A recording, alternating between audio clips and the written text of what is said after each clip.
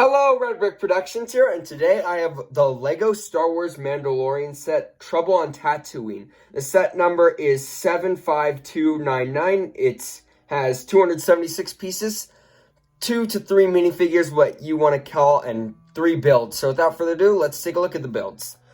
So here is the kind of main build, I would say. I mean, one of the builds. It's a really cool build. It's the Mandalorian's little speeder, and I actually really like this. I think the sizing is pretty good for what it is. I mean, you get a good, decent size for it. The Mandalorian can actually hold the controls, which is nice.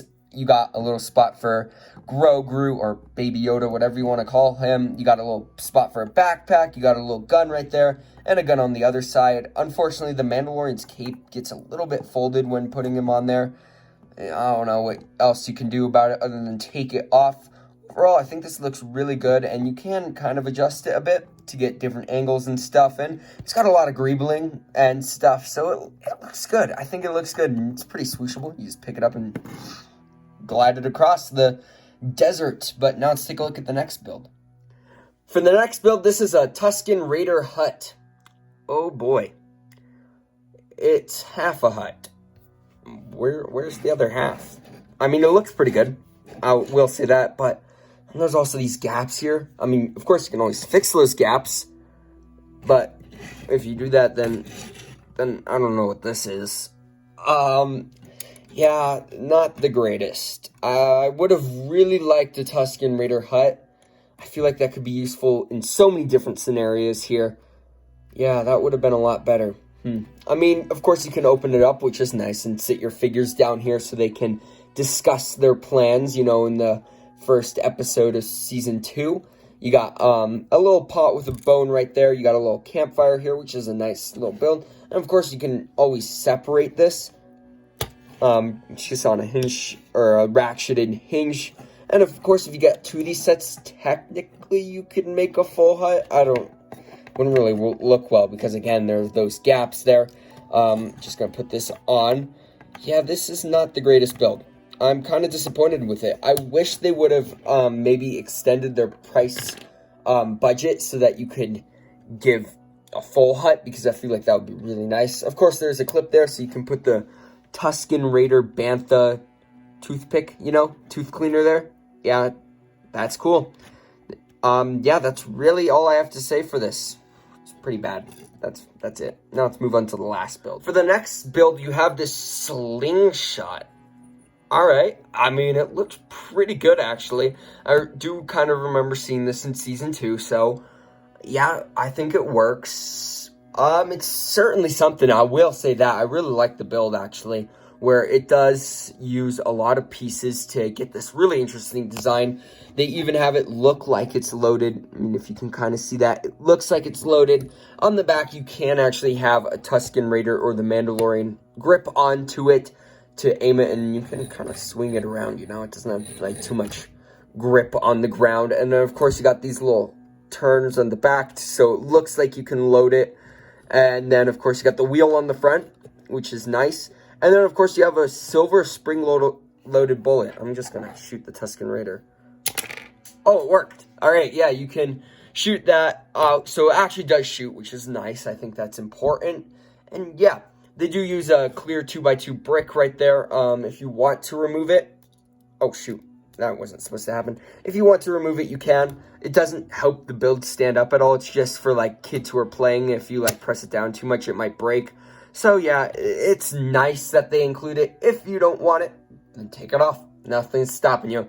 But, as you can see, you can kind of break it, and now it's really broken. But, now let's look at those figures. So, obviously, we got to start off the figures with Grogu. This is the cheapest way to get it, and it's so cute. I love it so much with the little face. It's really nice, and then the little baby body that they use there. Oh shoot, he just fell. So cute. I love this figure so much, and it's so nice to get it in a relatively cheap set here, and amazing. Loved it. Love it. Love it. All right, this is the next star of the show. It's the best car armor Mandalorian, and this looks fantastic. The helmet looks nice. I really like that, how that turned out. I wish they could have maybe made like the cheek lines more defined, you know. But, I mean, they're using the same helmet piece as always, so not like they can do much there. The leg printing looks good. I really want you to see this. Here, let me change the lighting. There you go. The leg printing looks pretty good. The torso printing looks good. And there's arm printing. Yes. And you even got the, I forget what that's called, but like the rhino from the second episode of season 1 there. That looks pretty cool. I really love this figure. And on the back, you got that printing, which looks pretty good. The cape is that harder style of cape, so, I mean, it's not the greatest. And then if you want to see his face, oh, well, too bad. It's just a little black minifigure head. But yeah, this is a really great figure. I love the arm printing. It even gives it a little bit of a shine when you shine some light on it. So cool. Love this figure. And it's a really well-made figure. I mean, I had to do it. Yeah, cute.